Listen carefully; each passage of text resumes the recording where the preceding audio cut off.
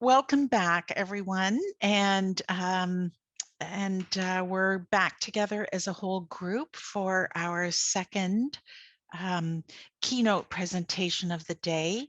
And this morning, Vera Almenleiter really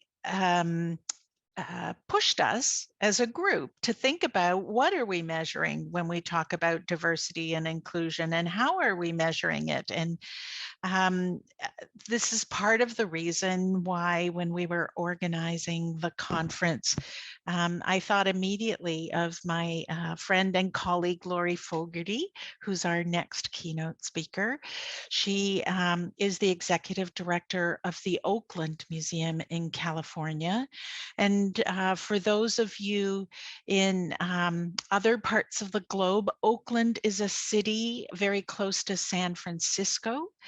And it is a city that for a long time had a very strong personality and sense of self, and has become fragmented, as I'm sure Lori will explain, over time. And the museum, the Oakland Museum of California, where Lori Fogarty is the director and CEO, is very, very committed to working on behalf of the city and social cohesion in the city. This is a museum that is not just talking about doing this work, but is actually very engaged in the community doing this work, and trying, of course, then to evaluate the impact of this work. So we felt it was a really wonderful opportunity to hear from a museum, a cultural organization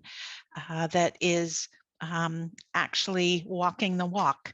And so with that, I'd like to introduce Lori Fogarty, who will tell us about the work they're doing in Oakland. Lori. Great.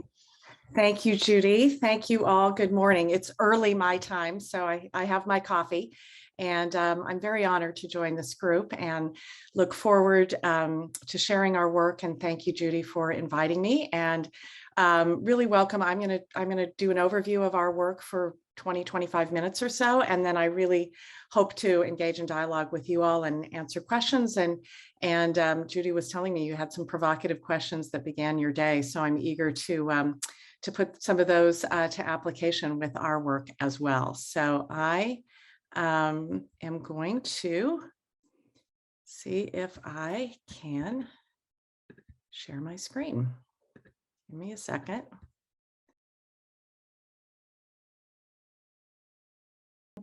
So I wanted to just start a little bit with our mission and vision, and what you're going to see and what I'll share are a lot of images, because I know probably most of you have not been to the Oakland Museum of California. So I want to be able to give a little picture of what this work looks like in manifest in our museum. We're a pretty unique museum because we're a multidisciplinary museum. So we are art, history, and natural sciences, all focused on California. So the scope of our collection, which is enormous, about 2 million objects, artifacts, specimens, photographs, spans California. And yet we are the Oakland Museum of California. So as Judy said, we are in a city of about 450,000 people, right across the bay from San Francisco. And for many years, we operated as a department of the city of Oakland, as a civic museum. So we also have a deep commitment to our local community. So our mission is to inspire all Californians to create a more vibrant future for themselves and their communities. So thinking about the museum as a platform for thinking about the future. And our vision is to be the heart of our city, serving as a forum for dialogue, social connection, and community expression. So we very much see our role as being a civic anchor for Oakland. Whoops, sorry about that. So what I'm going to talk about, and I will say that this is only in the rear view mirror. Well, as we were going through this, we did not see this as, you know, 3 phases or very linear or kind of a natural evolution. It's only now, as I look back on the last about 15 years, that I can kind of make sense of these different phases of our work. So placing the visitor at the center of the experience, which we'll talk about how we did that in our collection galleries, then really building our connection to our community. And then what we are really working at now is articulating and measuring our social impact, and also really intentionally building social impact goals into our programming. So there we are. We are actually what you can barely see there between these two buildings. We are an indoor-outdoor campus. So we're kind of right in the middle between what is a very large courthouse and a civic auditorium. We're right by a lake called Lake Merritt, which in many ways serves as the kind of city park for the city of Oakland, sort of the central location for many neighborhoods that kind of intersect there in the heart of downtown Oakland. This is our entry. So this was we opened in 1969, and this was a very revolutionary building when it opened. It was really known as the Museum of the People when we opened, again, because we are a civic institution. We were a city operated institution. It was free when we first opened, and it was designed to be very much integrated into the surrounding community, not sort of the grand edifice. This is a view from one of our terraces. So we are a tiered building of 3 levels, and this is the top tier looking down then at the view toward what I showed you earlier from the lake.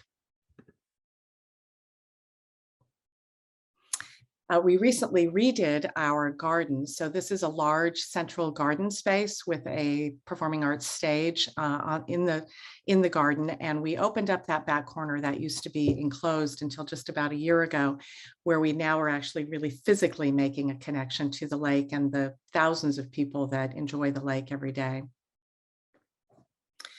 So I started at the museum in 2006 and was really drawn by the opportunity to work on a major reinstallation of our galleries and a renovation of our building. We have 90,000 square feet of gallery space, 30,000 square feet for each of the 3 core galleries. And this project was in part funded by city bond funding. So we really felt a responsibility to the residents of Oakland and the taxpayer dollars that were supporting this. And our goal was to truly make these galleries welcome, relevant, and accessible for our visitors. And we have quite a diverse visitorship, which I'll talk about in a few minutes. So we were looking to build in these kinds of experiences, very participatory experiences, chances for visitors to tell their own story, to in some cases, literally see themselves, make the connection between their stories and what they were seeing in the galleries. Working toward transparency, kind of taking down the 4th wall, if you will, of museum practice, building in a lot of interactivity, pure friendliness, particularly with the presence of our gallery guides, and really making that kind of direct visitor connection. So this is our Gallery of California Art. It's installed thematically rather than kind of chronologically or by medium into 3 sections: California land, people, and creativity. And you'll just notice a few things here. The interdisciplinary connections that we make. You can see a topographic map in the kind of distance, really looking at California's landscape as we present the art of California. We do have signage in 3 languages: English, Spanish, and Chinese. Interactive elements and really family-focused participatory activities throughout the galleries. And this is kind of a wonderful sort of signature element of our art gallery, which is a draw yourself station. So it's a computer station. Visitors can sit down literally with a kind of iPad technology, draw their self-portraits, and those go up onto screens on the wall with self-portraits and portraits from our collection. So really, in this case, truly being able to see yourself and make the connection with artists.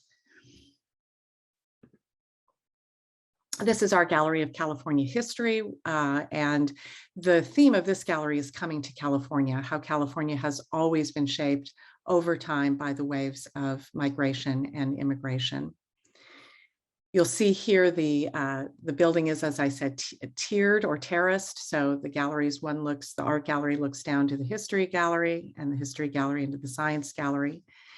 And this is, this was designed as a prototype. This is a map at the front of the gallery where visitors place little red dots on where any place in the world their families came from before they came to California. And we designed this as a prototype, but it was to be a digital piece, but it was so popular that, and so tactile, and people really loved just the actual physical act of putting a dot on the map, that we've left that in place. And then here's an interactive at the end of the gallery where people can leave a memory, a story of something they think is important in California history for the last about 40 years. And then this is our natural sciences gallery. This really focuses on the biodiversity of California. We did repurpose and reutilize dioramas and cases with taxidermied collections that dated back to the 60s, but we repurposed those and really put those in a new setting. Again, kind of much more interactive. We focused a whole section on Oakland, really making the point that the natural environment isn't something that is far away in the mountains of Yosemite or the desert of Joshua Tree, but right in your own backyard. Spaces for just kind of communing and sitting. We have lounges in all of our galleries that can be small program spaces. So that was the work that we focused on for the first few years. We opened the art and history galleries, reopened them in 2010, and then the natural sciences gallery in 2012. And that really changed our ability to connect with our visitors. And we saw very different kinds of visitor feedback in those galleries.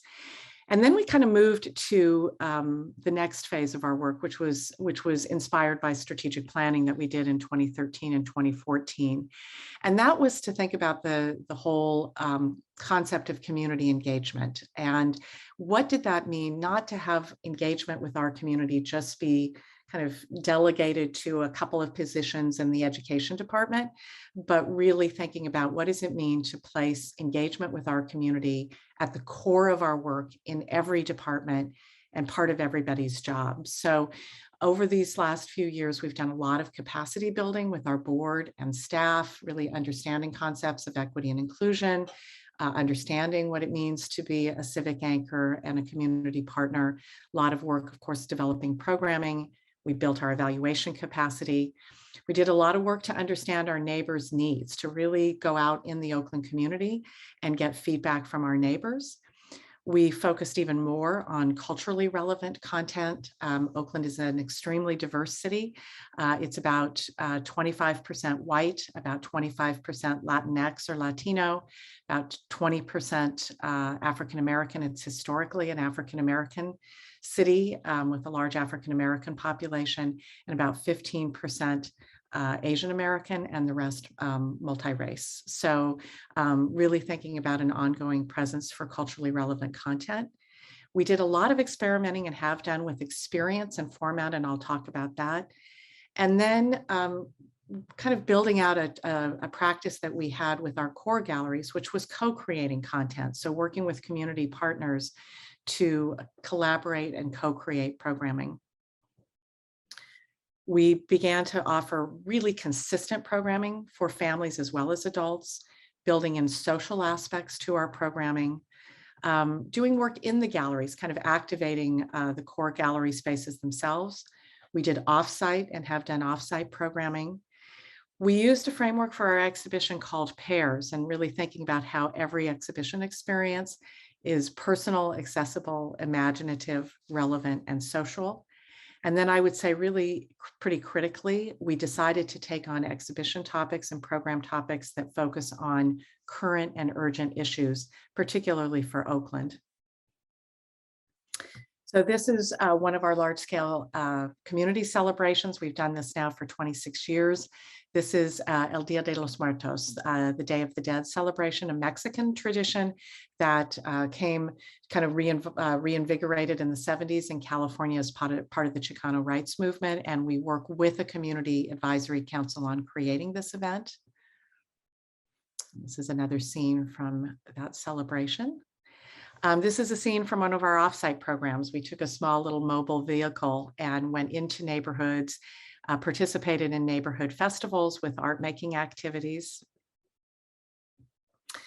We did exhibitions that took on specific topics in Oakland. So this was a project called Oakland, I Want You to Know, that looked at the issues around gentrification in Oakland and had an opportunity for people to leave a message that we then delivered to our city officials. This is an exhibition we actually did on marijuana. It was called Altered State Marijuana in California. Those are live marijuana plants in our gallery. And this was an exhibition we did right before legalization of recreational marijuana was on the ballot in California. And we saw it as a really misunderstood topic, or people didn't understand all of the dimensions in thinking about cannabis and marijuana. And so we explored that through this exhibition. There's a section called Evil Weed. And we had spaces within the gallery as well for dialogue. Here's another exhibition we did that same year, 2016. The Black Panther Party was founded in Oakland. So this was an exhibition on the 50th anniversary of the Black Panther Party called All Power to the People. We had the 10-point platform, the original document, and then sort of blew it up here on the wall of the demands of the Black Panther Party. And I think this was what was so powerful at the time, because it came during a summer and fall. It was the fall of 2016. So there was an election in the United States there, but also it was a real resurgence of the, or even heightened intensity of the Black Lives Matter movement during that time. Interactive spaces, interactive elements for people of all ages. It became a real destination, a kind of pilgrimage for people to come visit. So many people in the Bay Area had a history of knowing folks in the Black Panther Party or attending events. Another exhibition on hip hop, and I'll go through these quickly just to give you a little bit more of a sense of our space. This was an exhibition we did on queer California, about LGBTQ history and culture in California. And this was the exhibition we did just this last fall, which was called Mothership: Voyage into Afrofuturism.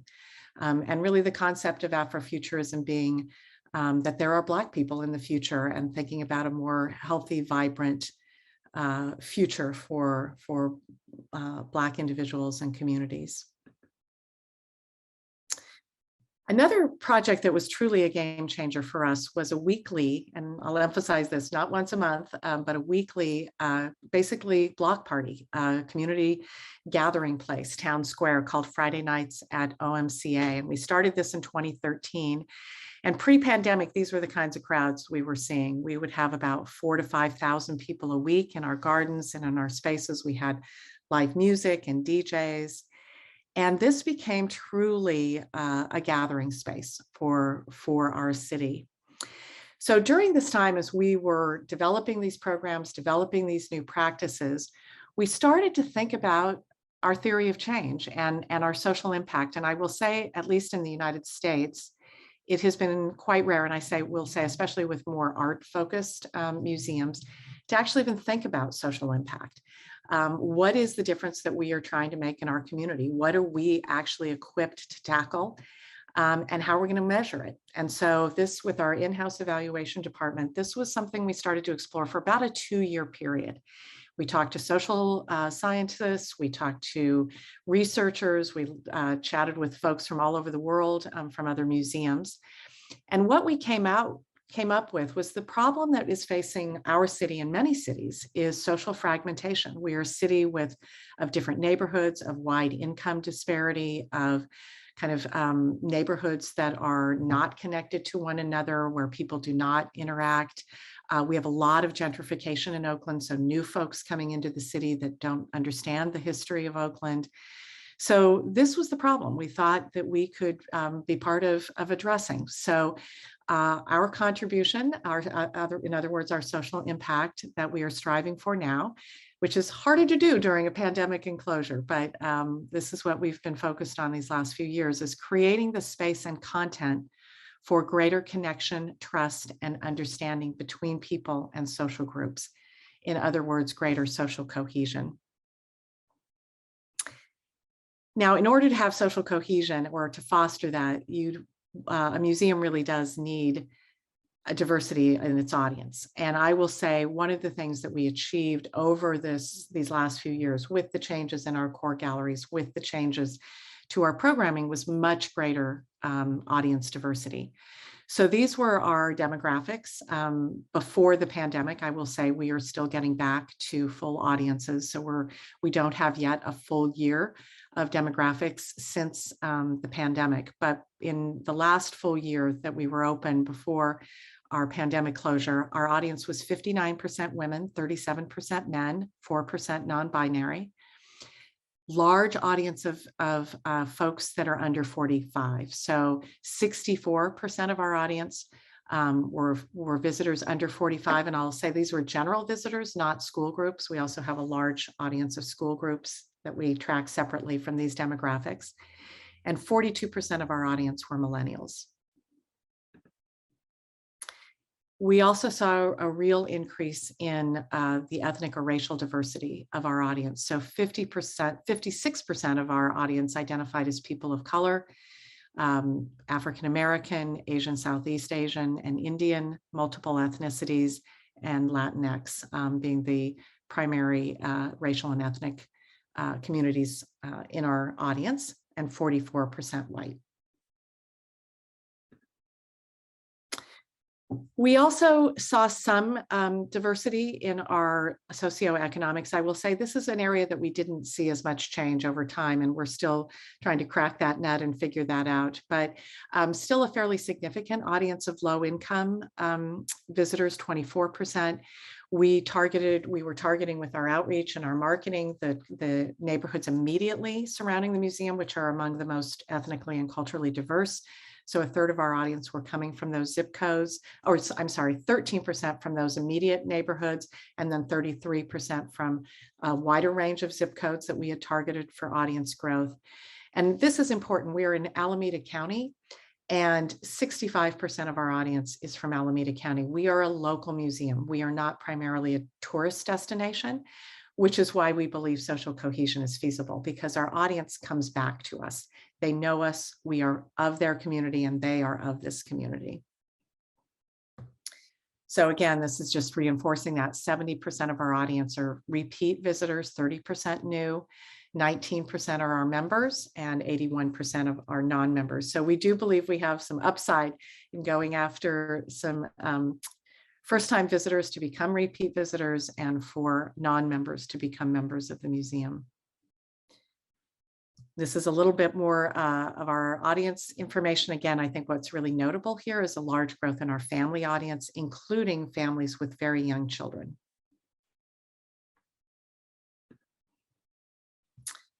We also saw that our audiences really have loved us. So our Net Promoter Score, which I think probably this group, and I'm happy to share more, it's essentially a math problem to say, how likely are you to recommend the Oakland Museum of California to friends? And if you give it a 9 or a 10, you're a promoter. If you give it 5 or under, you're a detractor. And Judy, you can correct me if I'm wrong on this, because I know you know this backwards and forwards. 6 to 8 is your neutral.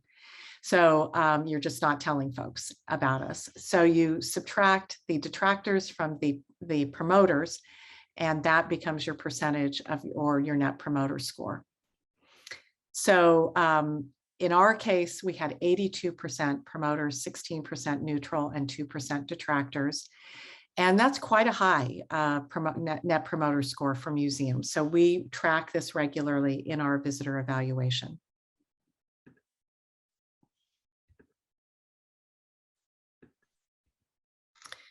So this is then in our 2018-2019 year was when we first began to track our social impact in visitor evaluation. And this is just a little bit of a logic model for our theory of change. And the reason we put this together is that our experience with most of my colleagues is what museums track are the outputs. They track attendance, demographics, NPS score. I just showed you, we do all of that as well. So we have our inputs, we have our activities, and again, many museums just to get to this point in terms of measurement, how many exhibitions, how many programs. We began to get, of course, to outputs, but now what we're looking at is outcomes. So do our visitors tell us they feel a sense of welcome? Do they, and belonging? So our metrics for social impact are our visitors tell us that they feel a sense of welcome and belonging. They tell us that they see their stories reflected, they see their own identity represented in the museum. They connect with other people, and this is really important, both people like them, groups that they may have come with, but also not like them. They're encountering new people, and they are able to express their ideas and actually gain empathy, learn about the perspectives of others. And that's what gets us to social cohesion. So this is how we are now measuring our social impact. We use visitor exit surveys. We have been doing it online this year. Pre-pandemic, we did it through visitor intercept surveys on site. We have 9 scales. We have 8 social impact scales, and 1 we use as a test just to make sure people aren't just going down the survey and checking the same box. We also use 2 scales phrased in the negative and 1 reversed scored, again, to ensure that there's not just sort of checking the boxes. We have a 5 points rating from strongly agree to strongly disagree. And we are continuing to refine that to really test the viability and reliability of this data. So these are the scales that we are using now. And we had great success the first year. And what we have also done is some parsing of this by different audience segments. So we know that our members, our frequent visitors, our older audiences, and our white audiences are telling us, are strongly agreeing or agreeing more frequently than some of the other audience segments. So we're now looking at how do we actually design experience even more for a whole broad spectrum of audiences. So these are our metrics. I feel a sense of welcome and belonging.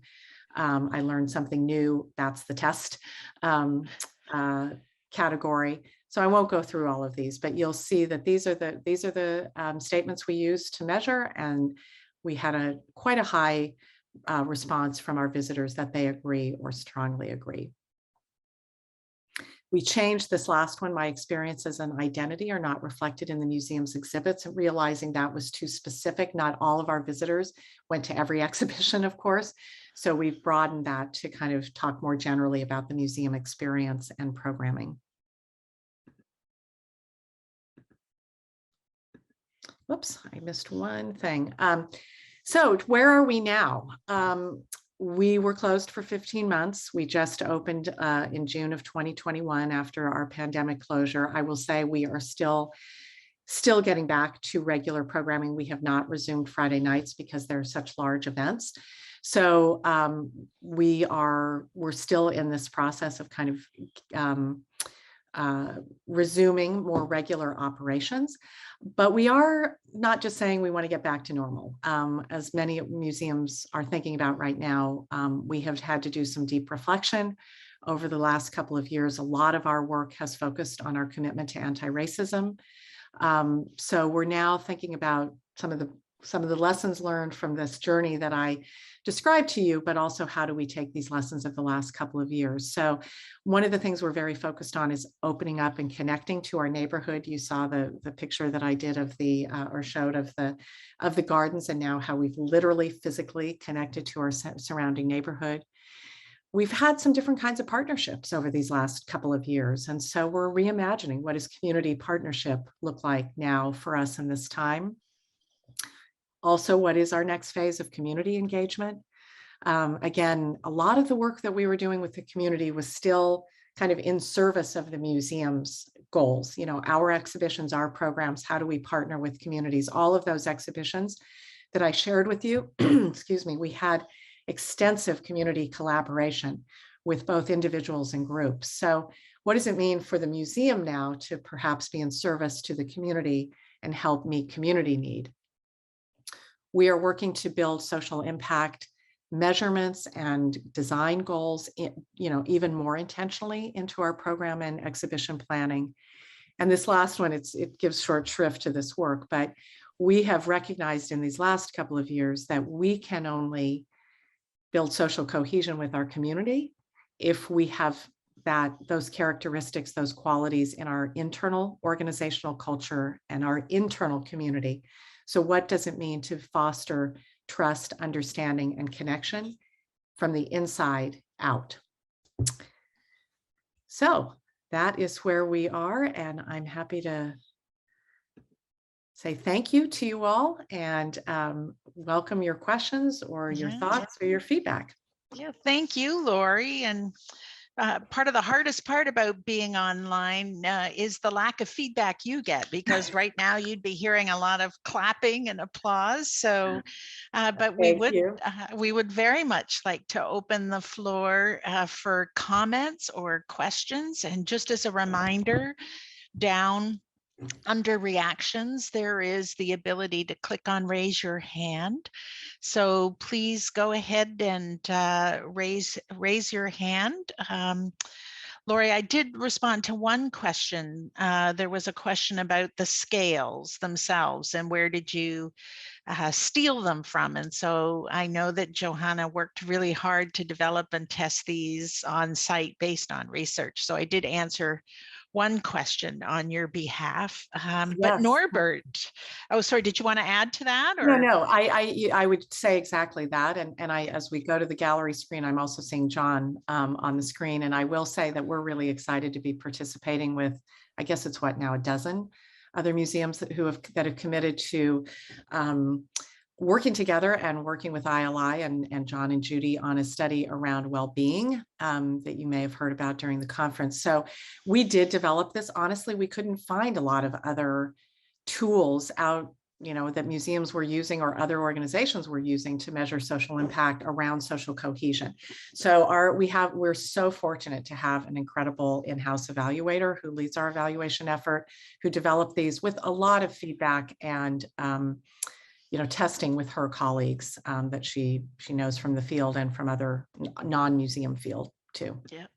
Yeah, great. So Norbert, please. Yes, thank you, Lori, for a great presentation. I'd like to know whether we have seen at the beginning of your presentation the whole mission statement of your museum, because what I'm missing is the object, the exhibit. So either still a museum or maybe a social center. That would be fine to have an answer to this. And So my question when I get asked, are we a museum or a community center? My answer is yes.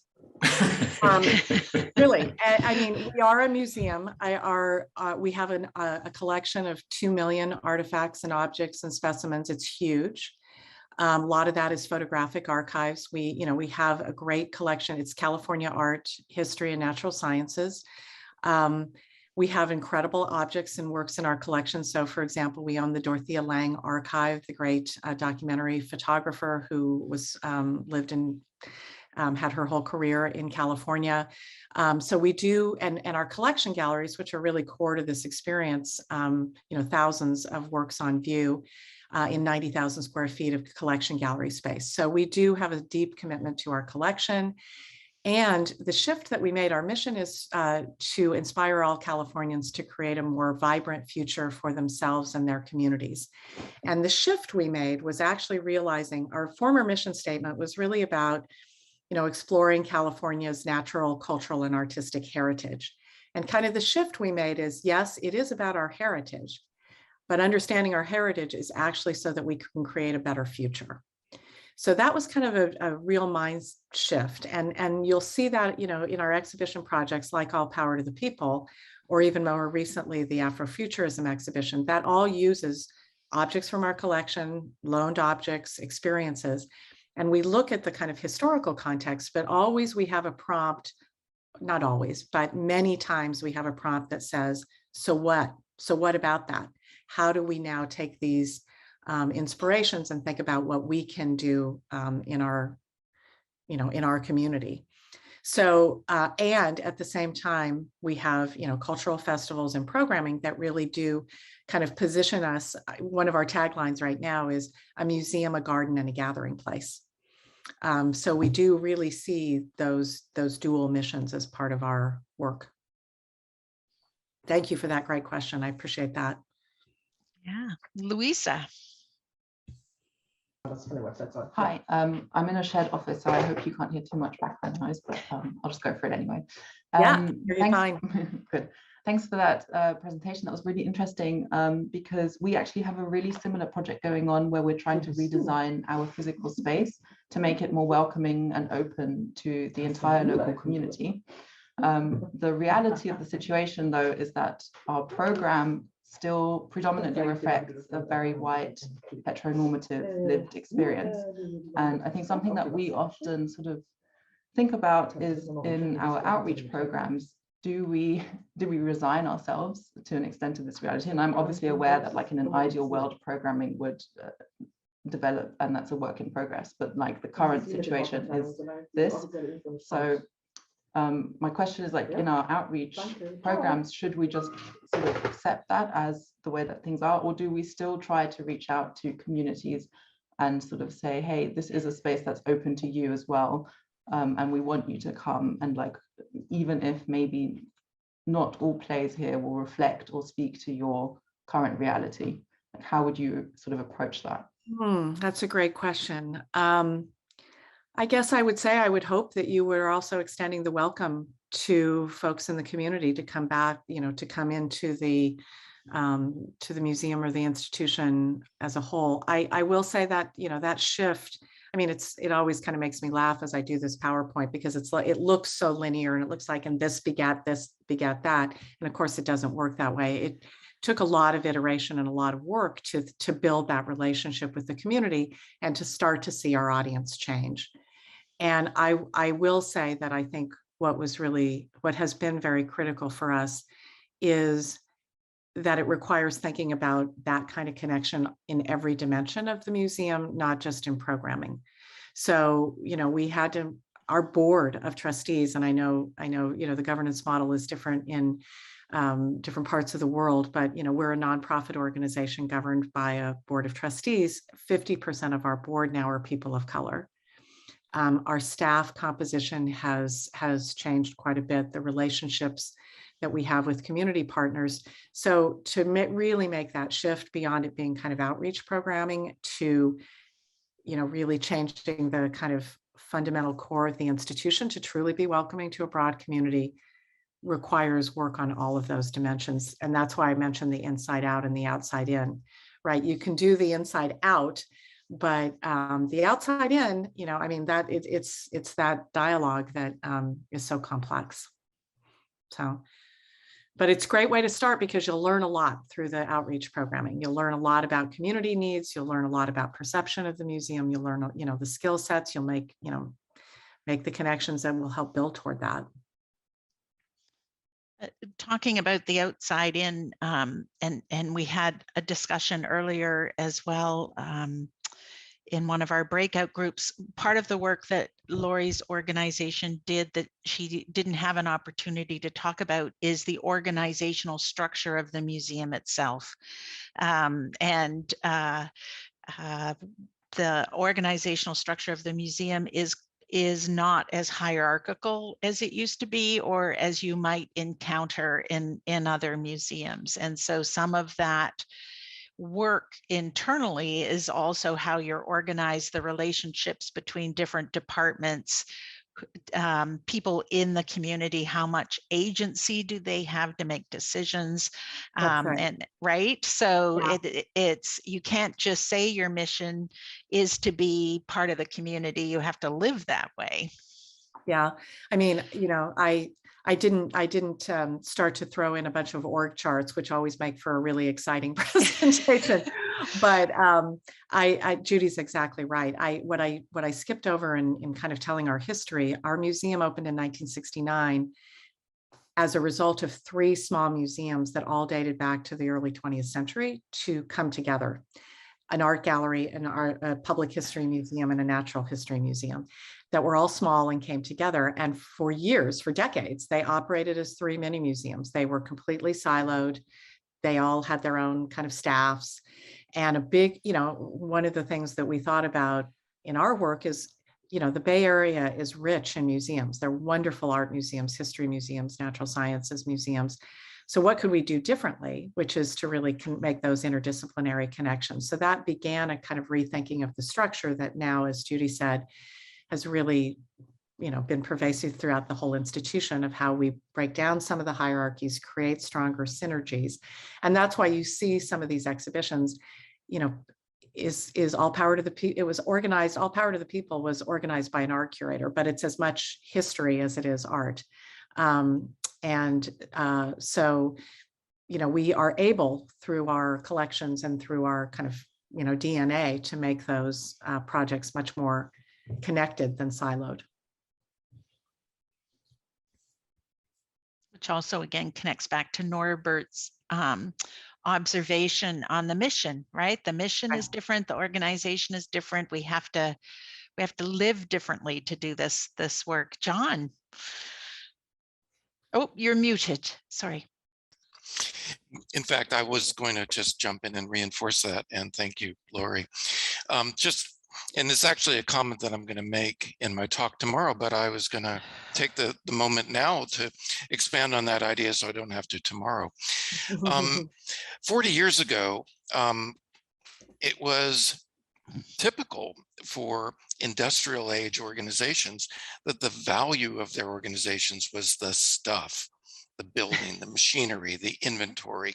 In fact, 40 years ago, Fortune 500 companies, 70% of their valuation was that stuff, building, machinery, inventory. 20 years later, by the 80s or so, that number had been cut in half, so that 35% of the valuation of corporations were, or the 90s, 35%. Today, that number's been cut in half again. So when you evaluate a corporation these days, we live in the knowledge age, live in an information age. Only 15% of the value of America's corporations, for example, or the biggest corporations in the world, is the stuff. 80% of their value plus are ideas, brand, experiences, and it's time that museums got the message, got the memo. Lori clearly got the memo. And so we're about to talk about missions, but our missions can no longer be about our stuff. Our missions are about the ideas, the value that we bring to the public through experiences. And we just need to get over it and get on with it. Yeah, I mean, I will say that I think, Oakland is a very different kind of city. And Judy, you mentioned kind of, I can't remember the exact words you used, but I often say that we have a fierce civic pride. This is an activist city. It's been known, I mean, when the Oakland Museum opened in 1969, the founder of the Black Panther Party, Huey Newton, was on trial at that courthouse right across the street that I showed in the picture. I mean, it was the height of the civil rights movement. And I sometimes say to my museum director colleagues when they say, how could you do an exhibition on marijuana? And I said, well, you can get away with anything in Oakland, and we do. And, it's not, those marijuana plants were not from our collection. And we don't have a curator of weed. I mean, we really said this is an idea, and we do mine our collections when we can. We did have collection objects in that project, but we're many times starting we do of course start projects with our collections and with great works or key holdings that we want to base an exhibition on. But a lot of times we start with an idea. And one of the things I'm really interested in right now in terms of new formats is, why do museums start with exhibitions, and that's the curatorial track, and they do the exhibition, and way down the line somebody is thinking about programming, and how do we make this exhibition relevant to different audiences through programming.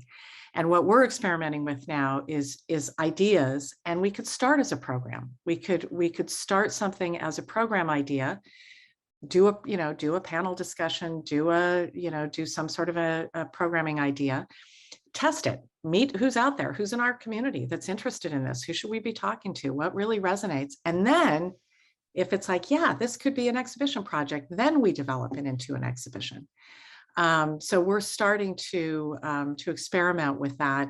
And, as I say it sounds like, not the most revolutionary idea, and I know other museums do this, but it strikes me how difficult that is because of the mindset often, John, that you were just describing.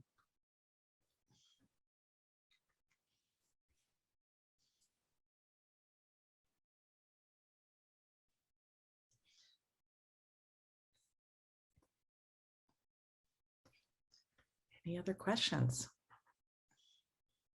Any other questions, comments? Anybody inspired to try something in their museum tomorrow or their theater? We do have theater and other cultural groups here as well, Lori. Oh, Ilya, please. I just have well, a different question. So I guess talking in a museum is a large part, right? So you attract the audience, you want them to probably discuss things. So physically, architecturally, how do you support this? Because in many museums, this is completely horrible. I mean, the acoustics is really bad. I'm just curious how you solve that. So how we solve the problem of programming within the spaces, or well, basically the acoustics problem. That's so that people, on the one hand, they can talk, on the other hand, they don't disturb too much the other people. I guess I don't think we think about a lot, honestly. We're happy to have people talk in the galleries. And I think, that is for us a measure, actually would be a measure of success if people are talking in the galleries. And we actually do observe that. One of the things that we do the visitor intercept surveys, but we also have our evaluators, do timing and tracking studies. How long do people stay in the galleries? That's, especially with the core galleries, that was a big early indicator of our success, was that people were in the galleries for a long time. We have a lot of media pieces that are in our galleries. And one of the things, for example, we saw with the Black Panther exhibition was we had a media piece at the end of the show, a big film piece, video piece. And it was really exploring, the continuing impact of the Black Panther Party. There were prompts around what would a monument to the Black Panthers look like or be. What are some of the lasting legacies of the Black Panther Party? And it was interviewing folks who were part of the Panther Party, but also current, activists.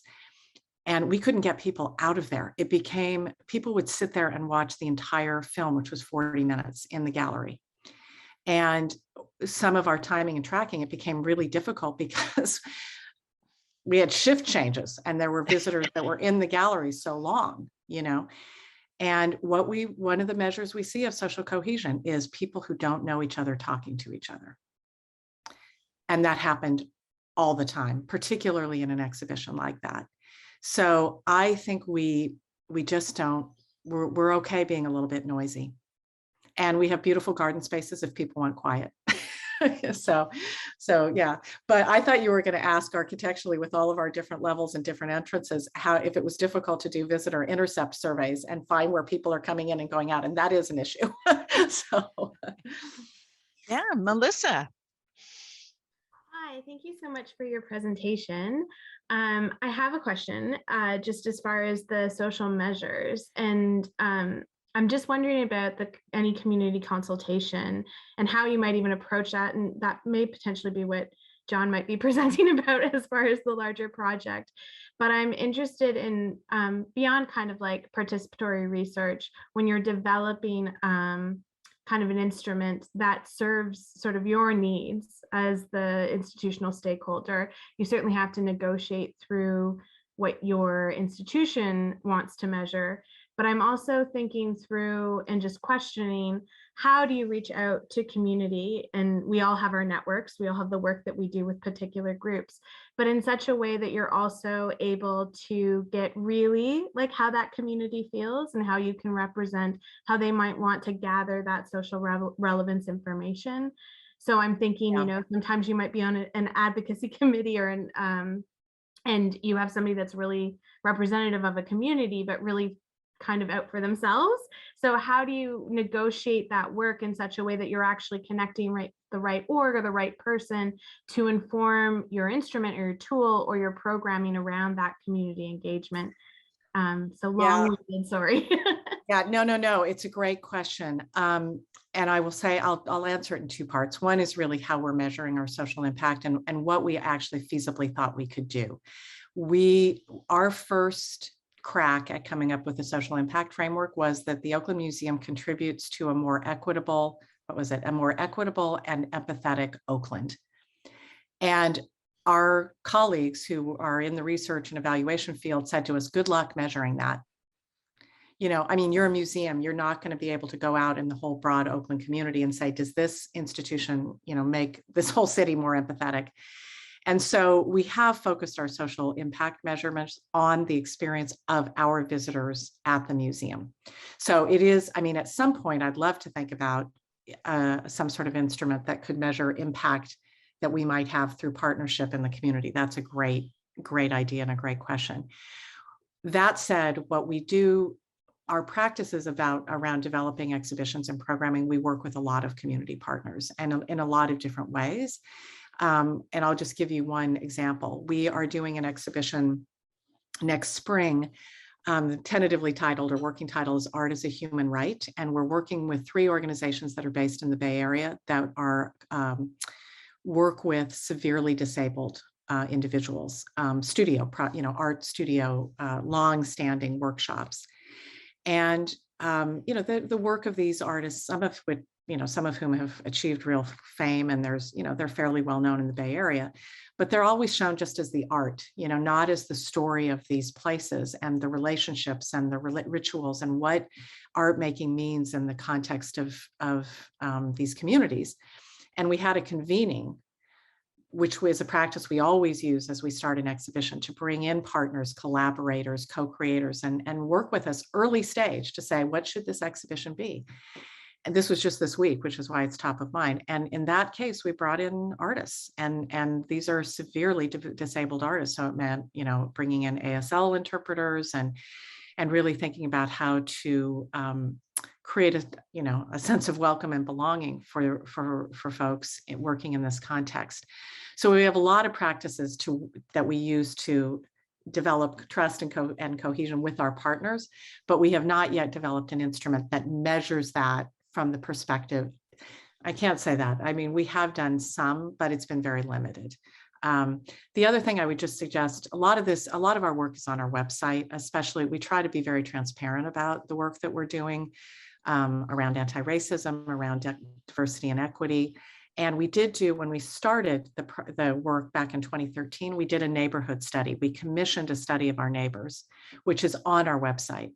So we went out first to say, what do our neighbors need from us? What are they looking for? And the Friday nights really came about in that way. We need a space in our city where multiple generations can come together and families feel safe, and we can learn about other cultures. I mean, it really was as simple as that. So the neighborhood study, the early study was very influential in that. Thank you. Thank you so much. And we're going to move to a large group discussion stimulated by our keynotes today. So thank you very much. And I encourage you to go look at the Oakland Museum website, where there's a lot more information. Including org charts. Including org charts, just what everybody wants. That's right. Great. Thank you so much. Thank you. A pleasure being with you all. Enjoy the rest of your conference. Bye-bye.